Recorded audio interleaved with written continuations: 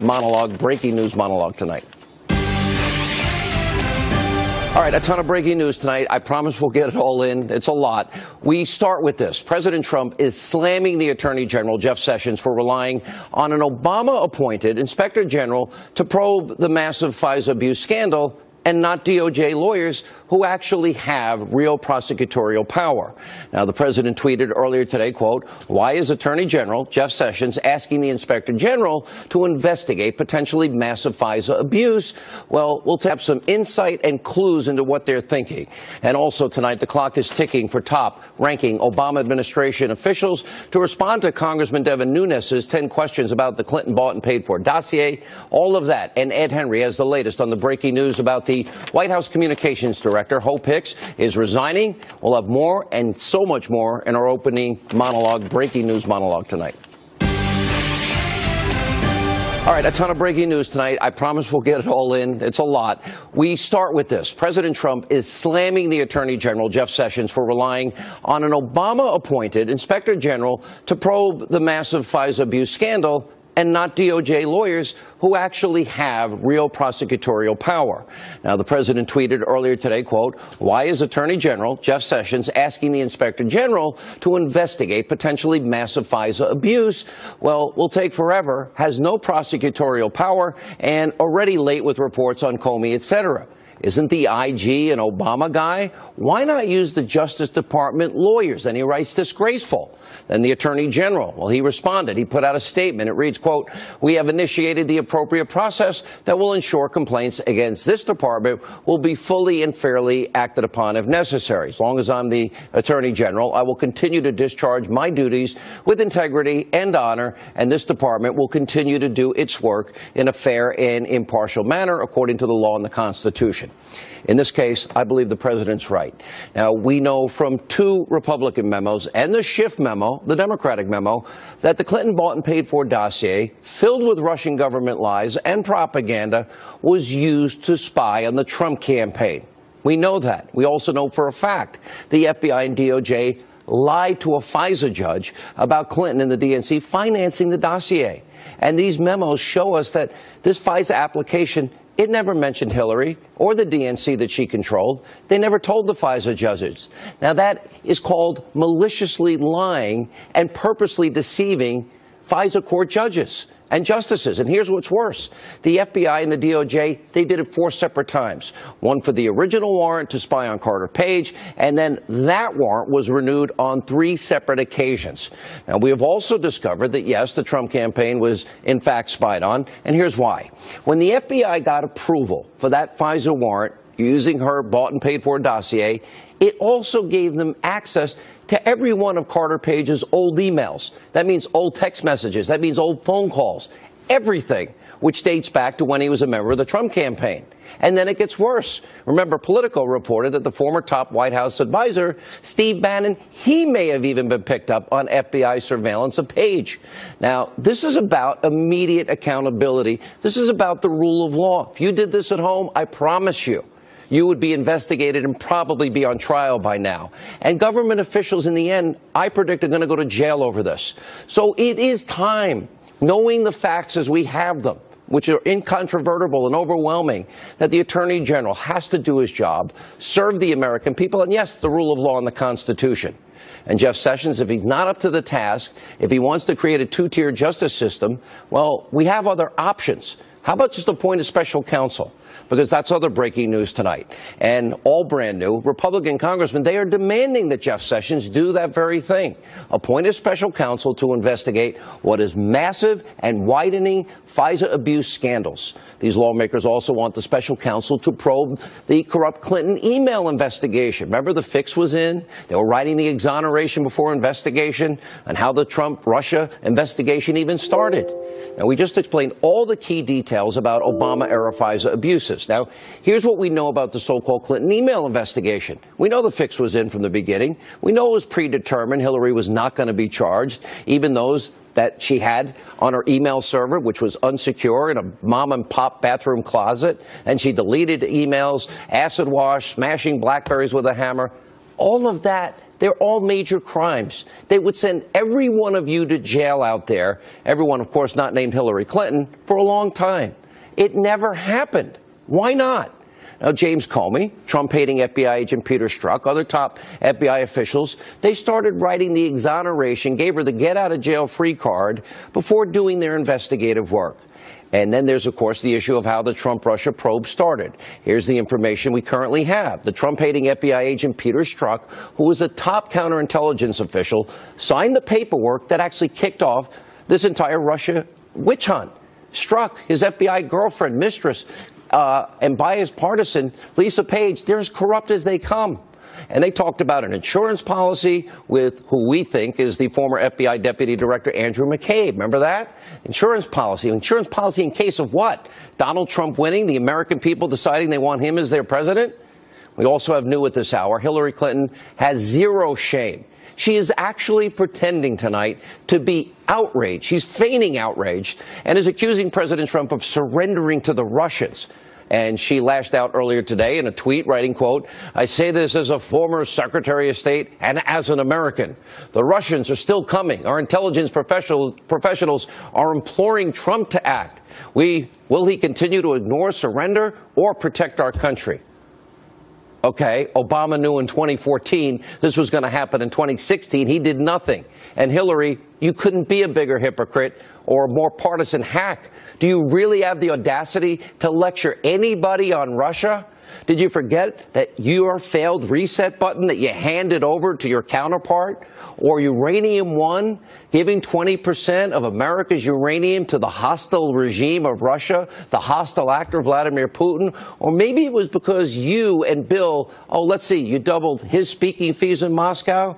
And then $145 million flowing right back into your foundation, the people involved in that deal? Or about how you supported Barack Obama, who did absolutely nothing, even though he was warned again and again that he had to stop Russia election interference? Oh, and Hillary, there's also the dossier and the evidence of real Russia collusion in the campaign of 2016, and how you and the DNC that you controlled forked over $12 million for Russian lies, to lie to the American people about to go into the ballot box on the eve of an election. Really? Just a little bit of free advice, Hillary. When it comes to Russia, maybe you just want to keep your right to remain silent. And also tonight, we have even more breaking news. It involves a very big question, and here it is. Okay, how do 4 FISA judges that we now know tonight were lied to by the FBI as it relates to the Clinton dossier, how do these judges feel about being lied to? Well, tonight we have new information to help answer that very question. Sarah Carter reporting that Foreign Intelligence Surveillance Court presiding judge, her name is Rosemary Collyer, she told Congressman Devin Nunes and Congressman Bob Goodlatte in a February 18th letter that documents they are requesting from the FISA court can actually be obtained from the DOJ with the approval from the White House.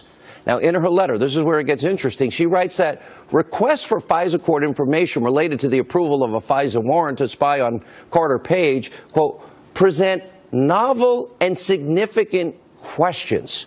Novel, significant, meaning new, never happened before. Significant, yeah, this is pretty profound. And the judge adds that the court does not have any problem with the executive branch releasing any material from the FISA court to Congress. Here's my takeaway. Sounds like this one judge and probably the other 3 are now saying, we know pretty darn well we were lied to, we were manipulated, but we have to now go through the proper process to get the truth out. Now, that is a major development. We'll be following this story very, very closely. Also brand new tonight, that clock is ticking for the Obama administration, those officials, to answer Congressman Devin Nunes' 10 questions about the dossier. The deadline for the House Intelligence Committee, the chairman said, is Friday at midnight. And what Devin Nunes is trying to find out is what these Obama officials knew, when did they know it in regards to this phony dossier? Now, we know that the Obama FBI, DOJ, State Department, members of Congress all either had the dossier or were briefed on this phony dossier. What Nunes rightly is seeking are answers to how these officials found out about the dossier, who told them about it, and then what they did with that information. Now, the Wall Street Journal, their editorial board, they're raising some very important, serious questions and making key points about the dossier. For example, the editorial board points out that if Hillary Clinton and the DNC, they're paying the $12 million for the dossier with Russian-sourced lies, then Fusion GPS would have almost certainly shown them what their money bought. Now, former Senate Minority Leader Harry Reid also referenced what was in the dossier. Remember this point? He sent that letter to James Comey at the end of October 2016. This was only days before the election. Clearly, the dossier was not some closely held secret in terms of officials all across the Obama administration obviously knew about it. Harry Reid knew about it. So it's now time for all of them to respond and tell us, we, the American people, what did they know and when did they know it? This dossier scandal stretches well outside of the Obama administration, and 20 months after Christopher Steele gave this phony fake news dossier to the FBI, believe it or not, we now have evidence that so many liberals 2 years later are still trying to prove it's true. Russian hookers, Ritz-Carlton, Moscow, urinating on bed. They are that desperate. The Washington Times has put together a full list, Rowan Scarborough, of all the liberal players in this scandal that are actually hoping they can verify anything in this Clinton bought and paid for dossier. Here's a couple of examples. BuzzFeed, remember they published the dossier. They're being sued for libel. They hired a retired FBI cyber expert to try and corroborate these lies. Fusion GPS, also being sued for libel, is also trying to still verify the dossier. Former British spy Christopher Steele, he's locked in a huge legal battle. His lawyers are reportedly, they're trying to confirm what he wrote in his own dossier, his own fake dossier. Now, verifying the dossier is what BuzzFeed, Fusion GPS, Steele should have actually done in the first place, not to manipulate the American people just a couple of months before the election. They never bothered to verify it because to them it didn't matter. It was always about smearing then candidate, now President Donald Trump. Now, finally tonight, a major report from the Daily Caller. This is interesting, and we're going to follow this very, very closely as it relates to James Comey's very questionable leadership at the FBI. And the Daily Caller is reporting, quote, the Department of Justice's Inspector General sanctioned at least 14 FBI agents and officials for a range of improper sexual acts since 2014. And most of the conduct, yes, it occurred during former FBI Director Comey's term. And here's what's most troubling. The Daily Caller reports that the DOJ Inspector General, we're waiting any day now, Michael Horowitz, found that Comey actually attempted to interfere with the investigation. We reached out to James Comey for comment. Shockingly, he never got back to us. I bet he's probably watching. This is just another example of how corrupt James Comey really is. He's a national embarrassment. He's a disgrace to law enforcement. He deserved to be fired, and we will follow this closely. I can't wait for this book to come out because he's so sanctimonious on Twitter, TikTok. Here with reaction, Fox News contributor Sarah Carter, civil rights criminal defense attorney David Schoen is with us, Fox News legal analyst Greg Jarrett. Sarah, let's start with you. You got into the story today. Let's give as many details as we can to our audience. Well, I think what's fascinating here is that Judge Collier did respond back to Chairman Nunes and Chairman Goodlatte to their request for the transcripts from the FISA court when the FBI actually made the application to spy on Carter Page. And what she said was significant because she said, Sean, the Department of Justice can easily give you the same documents that we have. This has never been requested before from the FISA court, Collier said. So this is a new thing for them. They have to review everything, decide whether or not they can hand over these documents. But she said that the court would not object to the fact that the Department of Justice could hand them over. Well, I confirmed tonight that Nunes and Goodlatte did request those documents from the Department of Justice, and the Department of Justice never responded to them. Well, Greg, let's talk about all of that from a legal perspective. Well, Collier has made it clear that they didn't transcribe or record any of the Q&A that occurred in the application for the warrant. But the application exists. It's written. But the applications exist. That is in the possession of the Department of Justice. And Congress has the legal authority to request that from DOJ. They should hand it over. Those that don't contain... One quick question, not to interfere. Well, why is the judge saying, the FISA judge saying that the executive branch can release this? There's a question of separation of powers as to whether or not the judiciary can hand this over, but clearly Congress has constitutional oversight over the executive branch. So it's easier if the executive branch, the Department of Justice, hands it over. You agree that the president's right as it relates to Jeff Sessions? 100% right. Why would he rely on the Inspector General? They have no prosecutorial authority. Because Jeff Sessions is the Attorney General in name only, and he's not running the department. And I suspect he's being told, don't appoint a second special counsel. He's been asked 3 times since last July by Congress to appoint a second special counsel. He ignored the first 2. I suspect he didn't even see those requests. Then in November he said, yeah, I'm thinking about it. Finally yesterday he hands it off to the Inspector General, who has no prosecutorial authority, can't compel witnesses, has complained that every time he tries to talk to the DOJ and the FBI, they stonewall him or provide documents heavily redacted. The only way you can get to the bottom of this is somebody who has grand jury subpoena power to compel testimony under oath. The IG doesn't have that. What do you make, David Schoen, of what this judge is saying in this particular case? And very specifically, you know, that the considerations involve not only prerogatives of the legislative branch, but also the interests of the executive branch, including its responsibility for national security and need to maintain the integrity of any ongoing law enforcement investigation. What is she asking for there? I think the court, Judge Collier is a very common sense judge, straightforward. I think what Judge Collier is saying is a couple of things. Remember, Sean, as you well know, and by the way, you and Sarah are doing a tremendous job getting on top of this story. This letter is only 2 weeks old. But what Judge Collier seems to be saying is 2 things at least. Look, openness and transparency are the hallmarks of our justice system. The FISA court is an exception, only since 1978. Judge Collier and every judge on that court cannot allow that court to be politicized, number one, and cannot allow that court to be a forum for either misleading evidence or the omission of critically important evidence in their decision-making process. Because as bad as that kind of thing is in our regular judicial process, in a secret court like FISA, where we don't see the light of day, where we don't have public access to it, it's a much greater danger. No, go ahead. You finish, sir. I'm sorry. No, I'm just about finished. I mean, Judge Collier cannot allow that to happen. And she's saying, after all, the Justice Department, or the executive branch, made the application. We've told you, she said, for some time now, not just in this case, that you are not restricted in terms of turning this over to Congress. This is new to me in the sense that, we can actually get the application before the American people. Sarah, let me go back to you. I'd like to see that application. I'd like to see the footnote that said it may have some political connection.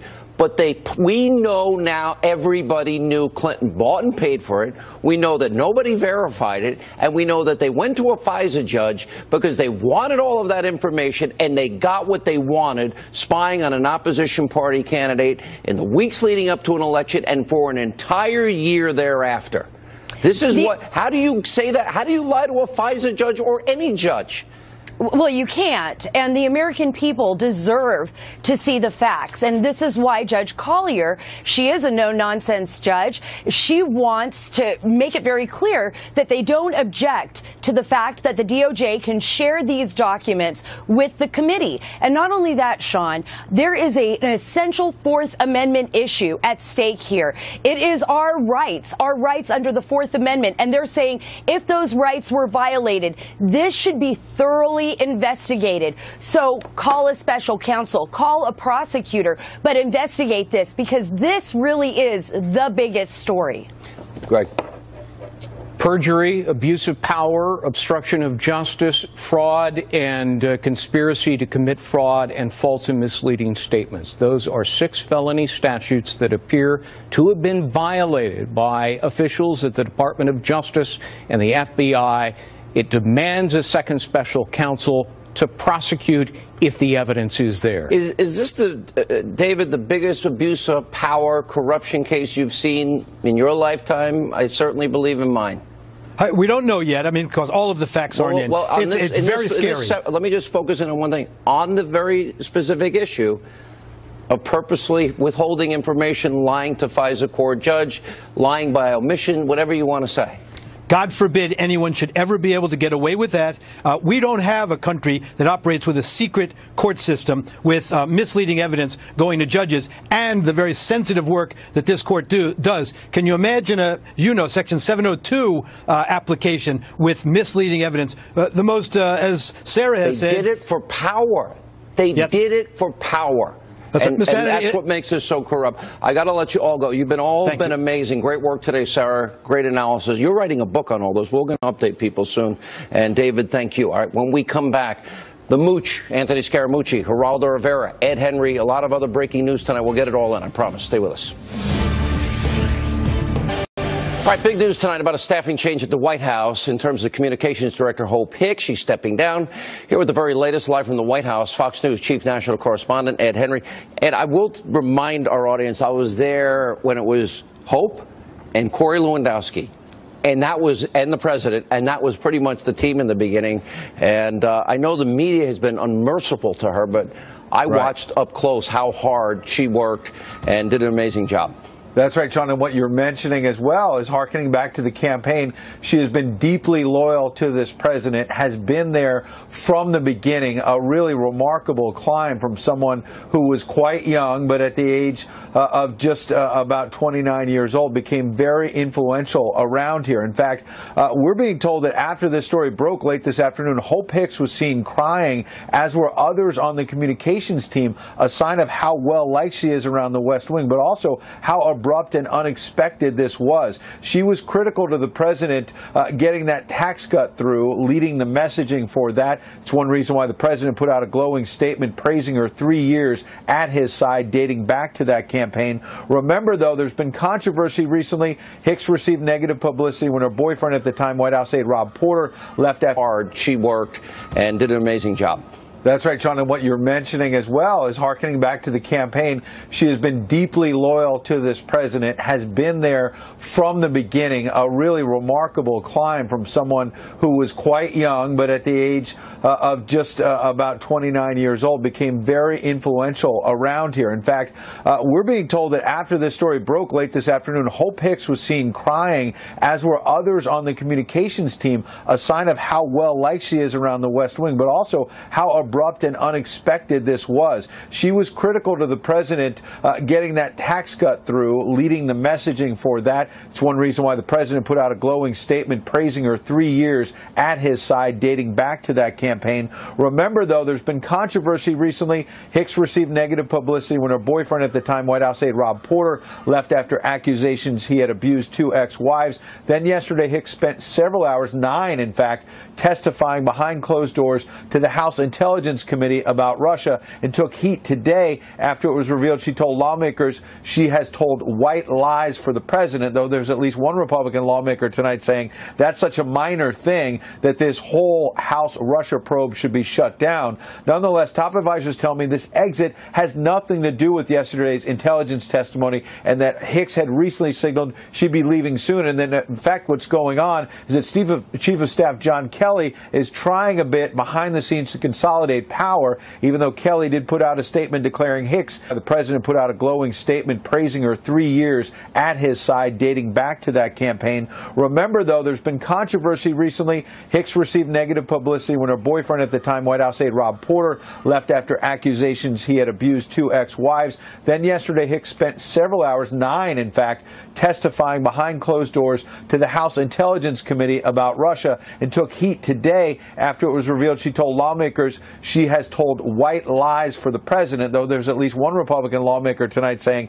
that's such a minor thing that this whole House Russia probe should be shut down. Nonetheless, top advisors tell me this exit has nothing to do with yesterday's intelligence testimony, and that Hicks had recently signaled she'd be leaving soon. And then, in fact, what's going on is that Chief of Staff John Kelly is trying a bit behind the scenes to consolidate power, even though Kelly did put out a statement declaring Hicks has served her country with, quote, great distinction. This comes amid indications that Kelly may also be trying to ease out senior advisor and presidential son-in-law Jared Kushner after a series of leaks about his security clearance problems. In fact, Bloomberg has a breaking news story tonight suggesting that more than 30 White House aides lost their top secret clearances, Sean. All right, Ed Henry at the White House tonight. As always, Ed, we appreciate it. Good to see you. Joining us now, former White House Communications Director, founder, managing partner of Skybridge Capital, Anthony the Mooch Scaramucci, and Fox News correspondent at large, Geraldo Rivera. You know what? The media is so, they were so cruel to her as it relates to she's dating somebody. Yeah. It's none of their business, number one. And then, you know, oh, she admits she told a white lie. To me, this is what a white lie is. The president would love to do the interview. He's just, it's a nice way of saying no. Or you look great when you don't think the person looks great. Tell me a person in the world that hasn't told a white lie, and I'll identify the biggest liar in the room, Sean. So that's a ridiculous statement. The real thing about this and the media lies every day. Well, yeah, but they like rolling people like Hope in broken glass to see if she'll break, okay? And she's made out of steel, so obviously she won't break. She's a wonderful person. I'll tell you, she's one of the least malicious people I've ever met in my life. She's dedicated, she's charming, she's thoughtful. And at the end of the day, she's going to have an unbelievable career, Sean. You know? She's already, 29, had an unbelievable career. Hope, if you're watching, my agent has called me and said, please let me represent Hope Hicks. I said, I don't know, I'll give her a call. She can work at the Fox News channel. Yeah, she's good. Anything you want, Hope. I just put it to you that way. He's an all-star Hollywood agent. But my point is that this woman is an entrepreneur above everything else. You're an entrepreneur, as you know. You built this from nothing. Look at what the president did, starting with her and Corey Lewandowski and his children to where he is today. So look, she deserves all the respect and love and support and kindness that you can imagine. You know, Geraldo, I saw from the beginning. I was there, and it was her, and it was Corey, and it was 7 days a week, and it was look. President Trump will wear out a lot of people, and she hung the whole time, was there the whole time. And what's so unbelievable to me, Geraldo, did you ever, like, you don't want to tell somebody we're never giving you the interview? We'll try. Isn't that what a white lie is? And the media's blown that up into something that it never was, or getting into her personal life, and cameras are following her to her apartment or a taxi cab. It's pretty despicable how they've treated her. Oh, they cut her up. They cut her up like muggers, Sean. Nobody is indispensable in the White House except for the president, with the possible exception of the Chief of Staff, John Kelly, General John Kelly. But Hope Hicks comes as close as they come. She was a trusted, loyal friend. You and I know about loyalty. We know about friendship. We know about trust. The president could trust her. He's trusted her for 3 years. She has taken this from the candidate, the long shot candidate, the buckaroo, the wild maverick, helped mold him into the candidate that he became to win the presidency. And then in the first year in office, she has been a key aide. She has been by his side. But she has been whittled down. She's been worn down. And I think the House Intelligence Committee and how they dealt with her and how they slandered her, that coming on the heels. Mooch mentioned the whole Rob Porter thing. She's had a lot. She's helped draft that statement on Air Force One about the Donald Trump Jr. meeting at Trump Tower. She's gone through a lot. She's very young. She's been very effective. She's been very loyal. She would be sorely missed. I lament this. This is bad news. Mercedes Schlapp, we know her. She was with Fox News for many years. She's the White House Director of Strategic Communications. She would be a replacement that I could endorse, but I think there's no doubt that Hope Hicks will be missed, Sean. Anthony, I agree in the sense that she'll be missed. Yeah. Geraldo's also right. It's the president. Well, I would say Vice President Pence is way more indispensable than, say, Chief of Staff Kelly. I mean, that's just my opinion. But the other thing is these guys should start appointing people like Rick Grinnell and start doing the job. Well, I don't get hold up across the board, by the way. I agree with you on Grinnell. I mean, Grinnell, this is the German country, the third, fourth largest economy. Why don't we have an ambassador there? So there's a lot of nonsense going on. I think we send Geraldo. What do you think? Yep. Geraldo. No, I got another ambassadorship for Geraldo. I'm going to send you where Reince Priebus wanted to send me, Antarctica, Geraldo. Okay, you can develop a relationship with the Penguins. Okay, that's where Spanish Harlem. That's where Priebus wanted to send me. Okay, but so far we're doing okay with the Penguins. Listen, I think Geraldo would do good in Antarctica or anywhere he was. He'd find a way, to have a police siren behind him as he reports. I know him. All right, love you both. Thank you. Puerto Ricans don't do well in Antarctica. All right, but Hope's going to do great, man. No, but I think the thing about Hope Hicks, we can't overlook the fact that she was remarkable for her age. She was a steady presence. She was, and I don't know, I can't speak for other reporters, but she was my lifeline to the president. When I needed to speak to the president or I wanted to be with the president, like the Mar-a-Lago meeting just a week and a half ago. She was everyone's lifeline. She talked to everybody. Everyone's lifeline. The president would actually say, I hope the president can. There's hope with 4 phones, and that's how she operated, which was an amazing testament to her. Media is so corrupt and abusive to so many women in this administration, and we'll call them out on it. Good to see you. Welcome back. All right, when we come back, the gun control debate is heating up. When I come back, I'm going to explain to you in a mini monologue why guns and more of them are the answer, not the problem. Michelle Malkin, straight ahead. All right, so the president held a bipartisan meeting at the White House today to discuss school safety. Now, this, of course, in the wake of the horrific mass shooting at Stoneman Douglas High. Well, many Democrats, they used the meeting, predictably, to push for increased gun control, expanded background checks, limits on the Second Amendment. Now, tonight, so I want to address this topic head on and focus on what I've been telling you are real solutions that will actually protect our schools without giving away our rights to keep and bear arms to law-abiding Americans. Guns are not the problem, but they can be a part of the solution, and that's tonight's mini monologue. So the president started today's meeting by highlighting such a very important point, so often overlooked, about mass shootings. Watch this. 98% of all mass public shootings in the United States since 1950 have taken place in gun-free zones. It's terrible. You've got to have defense, too. You can't just be sitting ducks. And that's exactly what we've allowed people in these buildings and schools to be. President's so right. You know, the vast majority of these mass shootings occur inside of soft targets. This was true on February the 14th. You know, no gun-free zones, they call them. Like most schools in America, Stoneman Douglas is a gun-free zone with the one armed resource officer on duty who clearly was not up to the task of really defending students and teachers from an armed lunatic. I've said this over and over again.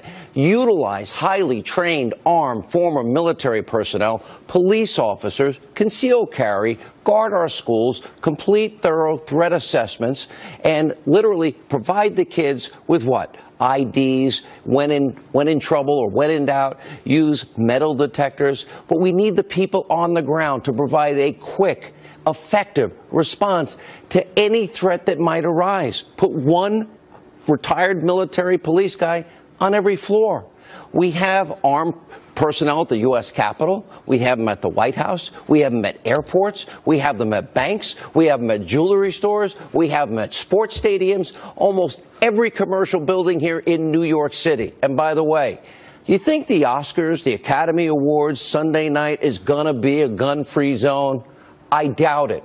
So why should our school children not have the same protection? And unfortunately, instead of addressing this problem and protecting our kids, you got many feigning outrage, predictable comments by all the lawmakers. They want a big government bureaucratic response that would also step on your rights to keep and bear arms. There is no other issue out there in the American public today like background checks. 97% of Americans want universal background checks. And so just doing something on this background check issue and using that as a base, and then I would like to add some of these other things we've talked about, I think would make a major difference. I have a bipartisan bill to remove the so-called Dickey Amendment, which has prevented over the last couple of decades the CDC and other federal agencies from researching gun violence. We can do universal background checks and ban bump stocks and increase the age to 21 and get rid of the Dickey Amendment. Maybe these Democrats have already forgotten the complete and utter failure of the bureaucracy. In this case, the FBI, the disaster that is the Broward County Sheriff's Department, they received dozens of prior warnings about the Stoneman Douglas shooter. Nothing happened. People heard something, said something, and they never stopped this guy. Bureaucracy is not the solution. Taking away people's Second Amendment rights, not the solution, when, sadly, they weren't pushing big government solutions. The Democrats at today's meeting were proposing limits on the Second Amendment. Don't believe me? Listen to them in their own words. What I've watched and seen is the development of weapons that I never thought would leave the battlefield, that are out on our streets. And the latest and newest, Mr. Chairman, is the AR-15. What do we do about weapons of war easily accessible on our streets? The majority of people in this country now understand that there are limitations on the Second Amendment. You cannot own an automatic weapon. You cannot own a bazooka. And so there is no reason to continue to sell to people a weapon of war like this. Let me be clear. Allowing the federal government to place limits on a right to self-defense from threats, foreign and domestic, is not going to result in a safer society. And moreover, it does nothing to increase school security, does nothing to protect our kids from deranged criminals who do not care about the law. I have no doubt the Democrats' pro-government, anti-gun arguments were well-intentioned. I don't question their intentions. They, I assume, want Americans to be safe. But I have a warning. You know, the road to hell is paved with good intentions. Here now is someone who's calling on the Broward County Sheriff's Office to release the footage of their response during the Stoneman Douglas shooting. She is the host of Michelle Malkin Investigates, CRTV. Michelle Malkin. You know, I've never heard, we saw on 9/11, cops going up, EMT, firefighters going up when they knew what could potentially befall them as everyone else is racing down. I never in my life heard of one cop that in a situation like that stayed outside. But to have 4 tells me this had to be protocol. That's my belief. Thoughts? Yes, and that's why I think releasing that video of the exterior cameras is so important. There are 3 media outlets that are now filing lawsuit under the Open Records Act in Florida, and I absolutely support their efforts to dislodge the video that the sheriff's office and the school superintendent in the district there want to keep secret. They are hiding behind broad, overbroad exemptions for public disclosure because they don't really care about public safety. That's clear from their action, or rather their inaction. What they care is about preserving their own reputations and their jobs. So some of the excuses, Sean, that they're giving for wanting to keep this hidden in a black box, these videos, are that, well, it would endanger the school security plan. Well, they're already going to demolish Building 12 where those cameras were fixed. So that's a specious argument. They're also saying that there's an open internal affairs investigation and an active criminal investigation. Well, it was Broward coward Sheriff Israel who disclosed what was on those videos, or so he claims, in the first place. He said, quote, "This is information that people need to know. Then why should we trust him, given his fecklessness and his grandstanding ever since the massacre? Why should we trust him to describe what's on the video when we know that he threw this deputy, Scott Peterson, under the bus, and Scott Peterson has given public statements disputing what Sheriff Israel has said?" This should be released tomorrow, Michelle, because it is in the public interest. 39 times they went to this kid's house. He couldn't bring a backpack to school. 2 specific FBI warnings and a screenshot. He wants to be a professional school shooter. Yes. Is there anything else we need before we start talking about taking away people's Second Amendment rights? And if we had security, armed security, retired military police, I would prefer them there if I'm in a building that has an active shooter. Yes, a couple of points. I'm in Colorado, of course, and we have experienced several of these massacres. Columbine, the Aurora Theater, and I've got a high school senior who has a campus where there are armed guards. And after Newtown, I interviewed and highlighted the example of volunteer veterans and retired law enforcement officers, exactly what you talked about in your mini monologue, Sean, who are part of a sheriff's posse in places like Custer County. These are people who are professional, who are trained, and who care about the kids in their backyard. And this raises, I think, one of the most fundamental and basic points. Change starts in your backyard. There is something rotten in Broward County, in both the sheriff's office and the school district. I highlighted it on my blog. A state grand jury report from several years ago that talks about, quote, the culture of misfeasance, malfeasance, we had a and report last nonfeasance. night. 66. I've got to run because of the constraints of time, but let me say this. We can even have these people do this for free. Retired military police, you know how you do it? No state, no income tax if you contribute 15, 20 hours a week. None. You don't pay any tax. taxes at all. How about that? That will hardly be noticed. All right, Michelle, thank you. When we come back, Hillary Clinton's hypocritical Russian feigned outrage? Really? Dr. Gorka, Larry Elder next. All right, earlier today, Hillary Clinton had the audacity to accuse President Trump of ignoring the cybersecurity threat posed by Russia. Okay, the twice failed presidential candidate warning, quote, the Russians are still coming. Here's the reaction. Fox News national security strategist Sebastian Gorka, nationally syndicated radio talk show host Larry Elder. Dr. Gorka, where do I begin? The dossier, Uranium One, or the reset? Look, you have to laugh because otherwise you get really, really angry. There is no other Secretary of State that this nation has ever had since 1776 that has done more damage to this country, from Uranium One to FISA-gate to the fact that she had a server that was illegal, that had TSSCI, SAP, classified information on it, that U.S. officials have said is absolutely hackable by nation states, including Russia. I really, really think that this woman needs to get off social media, get off Twitter, and find a lawyer who's better than the lawyer she used to buy that Russian propaganda to get that illegal surveillance warrant against Carter Page. Larry? Well, John, as between Russian meddling and the corrosive effect of our left-wing media, the left-wing media has a lot more to answer to. There was an experiment done by a professor named Tim Grosclose who wrote a book called Left Turn. He wanted to find out what kind of effect the left-wing media had on how people think, how people reason, and more importantly, how people vote. So people who never got the Washington Times, the conservative newspaper, were offered free subscription to the Washington Post, the liberal newspaper. And vice versa. Those that had the liberal newspaper were offered free subscription to the conservative newspaper, and let's find out how this affects how people vote. And in both cases, people shifted. The people that got the liberal newspaper started voting somewhat more liberally. The people that got the Washington Times, the conservative newspaper, started voting a lot more conservatively. He concluded that if people really got their news in a fair and balanced way, half liberal, half conservative, the average state would vote the way Texas does, which is 8 to 10 points in favor of Republican. That is the corrosive effect of our left-wing media, far more damaging than any kind of Russian meddling. And remember, in the indictment of the 13 Russians, the conclusion was the meddling had no effect on our electorate. Imagine the effect of our electorate, of our left-wing media. Far more corrosive, far more powerful, far more damaging. Well, that's such a good point. Dr. Gorka, respond to that. Because when you think of all that they ignore, it is so profound, and how they cover for their ideology, and it's so pervasive. Just look at the last 13 months, Sean. What has this president done with regards to Russia? He's alleged to be in the pocket of Vladimir Putin. But what has he done?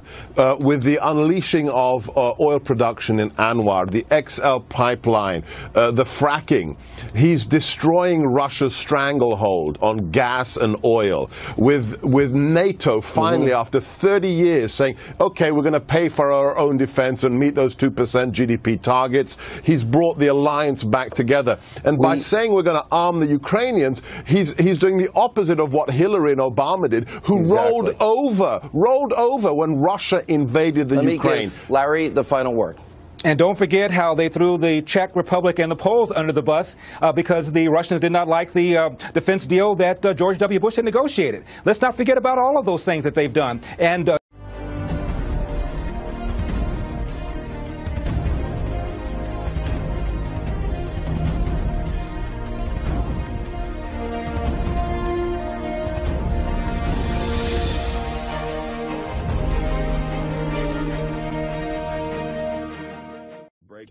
DOJ going after FISA abuse that targeted Trump campaign.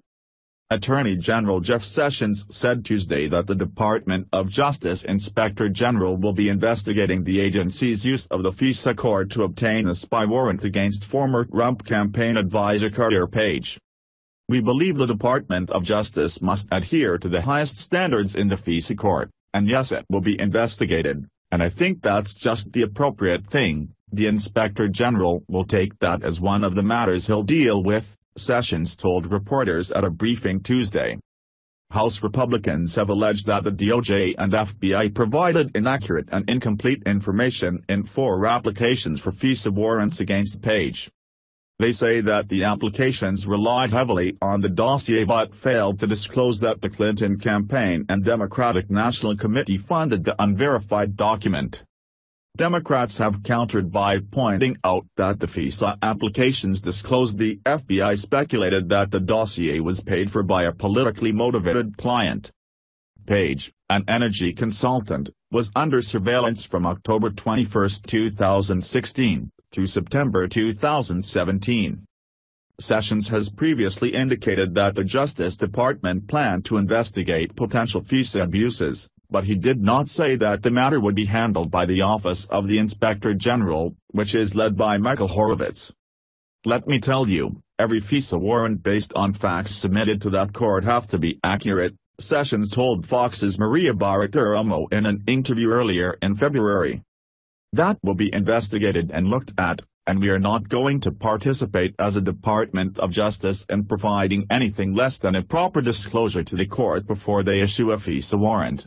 Other than that, I'm not going to talk about the details of it, but I tell you, we're not going to let that happen, he said.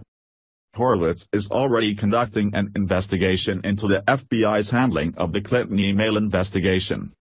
So far, that probe has uncovered politically charged text message exchanges between FBI agent Peter Strzok and his mistress, FBI lawyer Lisa Page. Strzok and Page both worked on the Clinton investigation as well as the Russia probe.